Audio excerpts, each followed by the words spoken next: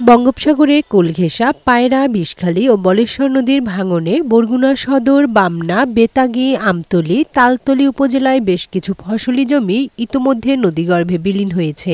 এছাড়া হুমকির মুখে রয়েছে এসব এলাকার রাস্তাঘাট, হাটবাজার, শিক্ষা প্রতিষ্ঠানসহ হাজারো বসতবাড়ি।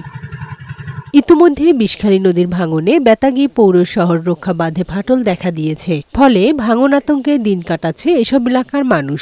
এই 20 বছর ধরে নদী ভাঙতেই আছে। এখন ভাঙতে এককাল আমাদের ঘর বাড়ি ভাঙ্গিয়া যাইতে আছে। আমরা রাস্তা ডালে তো বাসার নাম দিয়ে আমরা থাকতে আছি। বাঁধ যদি ব্লক ফালানো হয় আমাদের খুব উপকৃত হইবে। নদী ভাঙন রোধে পানি উন্নয়ন বোর্ডের 2টি প্রকল্প চালু রয়েছে বলে জানিয়েছে কর্তৃপক্ষ।